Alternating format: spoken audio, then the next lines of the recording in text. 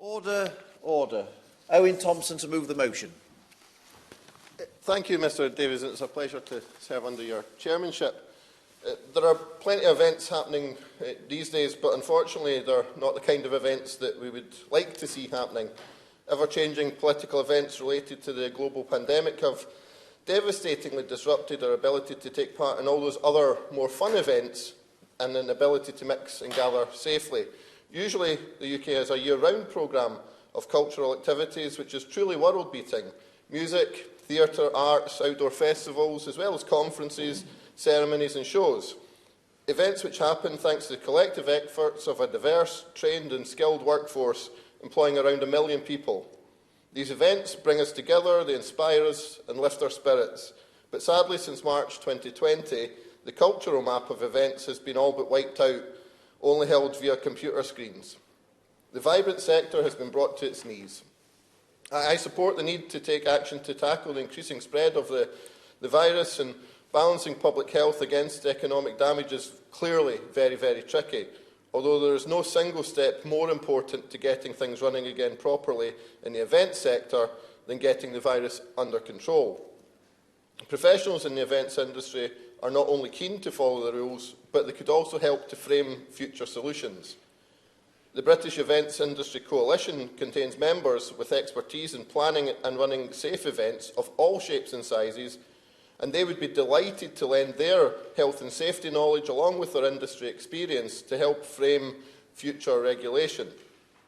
They have innovative ideas such as a formal start of a BEIC safety kite mark, a system where events could demonstrate adherence to standards and boost public confidence to get people back through the gates when the guidance is able to allow it. I do hope the Minister will be willing to work with the industry on that, and I do look forward to hearing his response. Last month, I asked the Prime Minister what to tell all the constituents and successful, viable businesses whose jobs rely on live events, and he said it's better that they get back into work. I'm sure they'd all agree everyone in the events industry is itching to get back to doing what they're so brilliant at doing, to fulfil the careers that they worked so hard to achieve. The response I got was, I have to say, somewhat puzzling though, given they're still not able to do what they want to do under the government's own restrictions, which either prevent events running altogether or allow them merely to limp along financially unviable. And recently we had the Chancellor making clear what the Prime Minister had meant by getting back into work, and people from all walks of life should retrain. To press the message, we've now seen a government-backed poster doing the rounds of a young ballet dancer with a rather gloomy text next to the job in cyber, but she doesn't know it yet. Forget the dedication, blood, sweat, tears and years of professional training at a career in the arts. Forget following your passions and get stuck behind a computer. A worthy job, no doubt, but is that really the message we want to be sending to our aspiring young talent? Having tried unsuccessfully to get clarity from the Prime Minister on what he meant by get back to work, I hope the Minister can perhaps shed some light on this conundrum today. For those that are not sure what to retrain to do, the UK Government have provided a handy quiz to help find a suitable new career. It is a bit like one of those personality quizzes in glossy magazines that you might find in a dentist's waiting room, but I have to say the results are equally ridiculous. On social media, I did see a choir conductor who was not too happy when advised to consider colon hydrotherapy as an alternative career. I did have a go myself. It suggested I could perhaps be a football referee, although clearly taking a second job is something to do with football is not anything that a serious politician would consider, except, of course, if you're the leader of the Scottish Conservatives. Clearly too much time in his hands. Perhaps the Prime Minister could give it a go, and certainly as my honourable friend, the member for Gordon, suggested to me yesterday, perhaps if the Prime Minister was to take the quiz, it might suggest he could retrain as a Prime Minister. The UK Government's response to the crisis faced by the events industry has been crass, to say the least. It showed a real lack of understanding of the value of the sector and the far-reaching consequences of letting these jobs simply vanish. These are skilled professionals in viable careers that are the backbone of the UK's cultural and economic life. Why on earth would the government give up on them? Thank you, Mr. Chairman. I'm just thinking here that in my constituency of Strangford and my council area of Ards North and North Down, culture and the arts is vitally important. It's a core issue for the council to promote jobs and help things go forward. So when it comes to events, whether that's in partnership with National Trust or events companies, the council have a key role to play. Does the honourable gentleman agree? Absolutely. I think local government across the islands plays a critical role in making sure events can take place and supporting events, community events in particular, which I'll come on to a wee bit later on. But yeah, I absolutely do agree with the honourable gentleman. Maybe those in the Treasury, as some have suggested, I mean, I could never be so cruel myself, but to suggest that they don't actually value the arts. But they must surely respect the billions of pounds it brings into the coffers. And if I can suggest a retrain website, if they don't understand the value of that income, then maybe they need to take to the retraining website themselves. Let's consider outdoor events alone, and my thanks to incredible volunteers at We Make Events campaign for compiling these figures. But across the UK, 141.5 million people attended outdoor events in 2018. Spending £39.5 billion, supporting 589,000 jobs with a GVA of 30.4 billion. We're very good at running events, and in these challenging times, we have to look at what we're good at, support and encourage and protect these jobs. The great thing about this massive economic generator is that it's absolutely the opposite of London-centric. It meets the government's proclaimed levelling up agenda. It provides jobs right across these isles.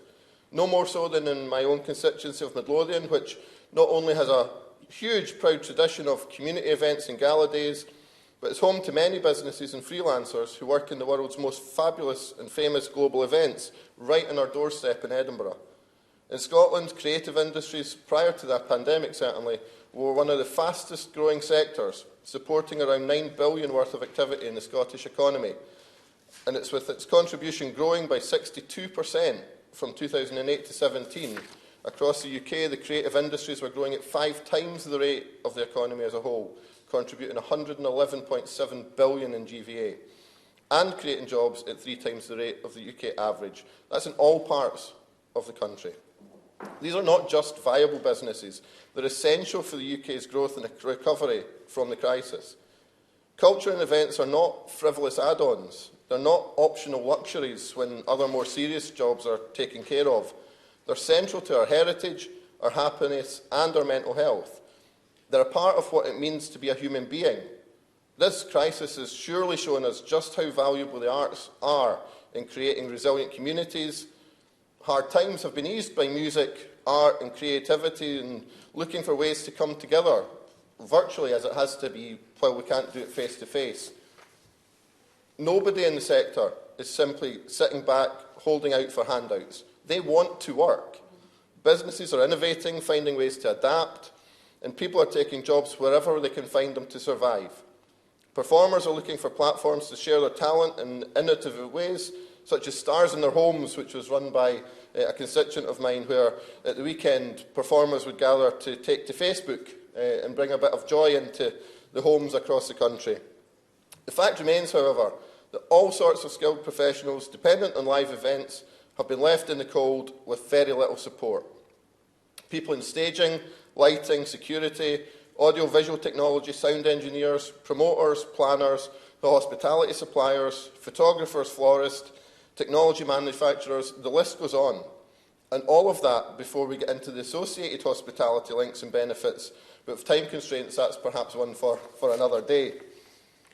The decision on what is viable seems to me to be utterly misguided. There are so many examples of successful businesses, such as the audiovisual technology specialists in my own constituency, Vision Events, who were operating a booming business at the top of their game internationally before COVID cut the legs from under them. These are creative, self-sufficient companies doing fantastic work to adapt to virtual events. However, there are limits and constraints on how much income gap can actually be covered virtually in the absence of live events.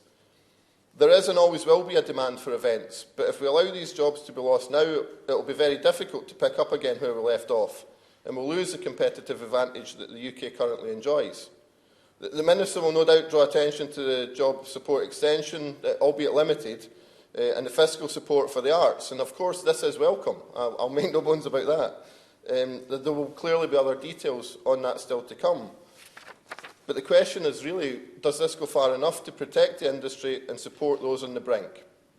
These funds may help venues and organisations to plan and adapt, but there's a huge network of individuals and support services, such as those in the hire and supply sector, making huge losses every day. Sadly, so far, the announcement does not look like it will stave off mass redundancies. And crucially, it still misses all those freelancers who fell through the gaps in the job retention and self-employed support schemes. There's an estimated 3 million people who've been excluded, many in the arts, in jobs that don't quite fit the spreadsheets, be they Excel or not. Individuals who lost their incomes overnight could lose their homes or be left to struggle in poverty if they're not given support until the sector can get back on its feet. I've no doubt the Minister will point to the £1.5 billion Cultural Recovery Fund. This is essential, and it will no doubt be crucial for much of the infrastructure and keeping many venues alive. But when you compare that with the billions of the arts generating each year, it really does put it into perspective. Also, it does very little for boots on the ground. As the We Make Events survey published today shows, that the vast majority of live event sector do not benefit from this fund. I understand it's not fully allocated yet, so I would hope the Government might look to extend this remit to cover the full range of the live event supply chain. As the furlough replacement, this looks to be targeted at regional lockdowns, and sadly it will not reach many of the businesses that we've been discussing today. The Chancellor famously said he would do whatever it takes, but he's falling short when it comes to the live event a sector that needs specific challenges addressed. I do invite the Minister today to commit to a meeting with industry representatives from the We Make Events campaign. They would be more than happy to work with them to find a solution to help the industry move forward. They've set out their asks vital to the sector in a way that will work, and they have a realistic financial plan, supported by the CBI. Their campaign, like the industry itself, is a global leader, having spread to 28 countries around the world. Are we going to let this effective expertise wither as other countries recognise the need for support, or can we actually recognise the benefits that the arts and culture do bring to society? Thank you. The question is that this House has considered fiscal support for the events industry during the Covid-19 outbreak. Minister. Thank you, and it's a pleasure to serve under your chairmanship, Mr Davis. And I'd like to start by congratulating the Honourable Member for Midlothian for securing this important debate. I think it's the second or even the third occasion that we've encountered each other in this forum, and he raises a significant set of issues which I will try and deal with forensically, but I'd also like to draw attention to the presence of my colleague, the Member for Mid Worcestershire, the Minister for Sports, Heritage and Tourism, which also covers the events industry. And I would like to say at the outset how we are working together with my colleague, the Exchequer Secretary, to deal very forensically with some of the challenges that he set out in his excellent speech. And I will come on to discuss that now. As he's powerfully highlighted, the past months have been intensely difficult for the businesses and workers of the events industry. And the Honourable Gentleman Member for Strangford mentioned the challenges in his local authority area, and that will be mirrored across the country, where local authorities are trying to work constructively with the sector in a very, very difficult set of circumstances. And my right honourable friends, the Secretary of State for Digital, Culture, Media and Sport, and the Chancellor, both recognise the energy the industry devoted to the pilot tests in early September, exploring how individual events could be run safely. And I acknowledge how frustrating it must have been when, whilst those tests were successful, they have been overtaken by circumstances. Now, the honourable gentleman makes mention a couple of times, I think, in his speech of the Remake Events campaign. And I'm sure my colleague will be keen to engage with that campaign if he hasn't done so already. And I recognise the innovative work that different sectors of the economy are doing to try and overcome the different challenges and how they affect different sectors. Last month, in light of rising Covid-19 cases, the Prime Minister had to pause the reopening of business events. And yesterday, he set out how we will further simplify and standardise local rules by introducing a three-tiered system of local COVID alert levels in England. And therefore, given challenges facing the sector, it is imperative that we fully understand the long-term impact of Covid-19 upon it. Now, contrary to his prompts, I'm not going to reiterate all the government support schemes for the arts area, but I would say as a former arts minister myself, I still communicate a lot with the arts sector, and indeed received messages from Darren Henley at the weekend, who's the Chief Executive of the Arts Council. So I do feel passionately the concerns that exist for this sector, and we are committed to continuing to reappraise what's happened so far. And that's why the Treasury has been working intensively with employers, delivery partners, industry groups and other government departments to gain a deeper insight into the conditions that would make it financially viable for the events industry to reopen in a COVID-secure way. And some of the sector has also benefited from the government support packages to safeguard the economy during the pandemic, and that includes the broader measures of deferral of VAT payments, a year-long rates holiday for eligible businesses. But I do acknowledge that for some, with their rateable value below that threshold, that hasn't been something they've been able to use. And I'm not presenting all of these interventions as being fully comprehensive for every business. And I think the Chancellor, as the Honourable Gentleman acknowledged, said that. While some businesses have benefited from a range of government-backed and guaranteed loan schemes, the Retail, Hospitality and Leisure Fund and the discretionary grant. In addition, 94% of events venues have been able to make use of the coronavirus job retention scheme. And last month, we committed to help viable businesses that are facing lower demand due to Covid-19 through the new job support scheme. All small and medium-sized businesses are eligible, including thousands in the events sector. And on Friday, my right honourable friend and colleague, the Chancellor, announced a further extension to that scheme. And this will provide temporary help to businesses that have been legally required to close as a direct result of the Covid-19 restrictions. And we intend that extension to cover those directly employed by business conference venues and exhibition centres that have been unable to open as a result of the further measures to address the rising cases of Covid-19 announced on September the 22nd. And we will be setting out more detail in due course. I recognise that it would be ideal for me to have announced that now, but there is a lot of work going on to clarify that. And it's important that we have clarity in the communications, but I can assure the Honourable Gentleman that we are working very closely to make sure that that is clear and is made available as urgently as possible. And sadly, though, we cannot promise to save every job or every business, but I can commit that we will continue to listen to representations from across the House, monitor the impact of our economic support and stand ready to evolve our policies as required. This is an extremely challenging time for a sector that I grew very close to and have a great affection for. And I do empathise very, very clearly and strongly with the challenges that they face. And I can assure the Honourable Gentleman that his representations in his very fair and balanced speech this morning will be taken account of. And I can assure the wider audience this morning that we will do everything we can to bring clarity as soon as possible.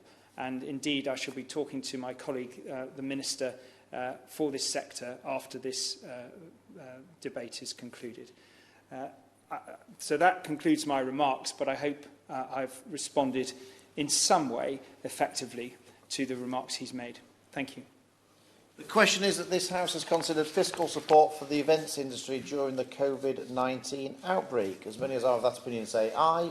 Aye. But the contrary, no. I think the ayes have it. The ayes have it. Order. Order. The sitting is suspended until 2:30 this afternoon.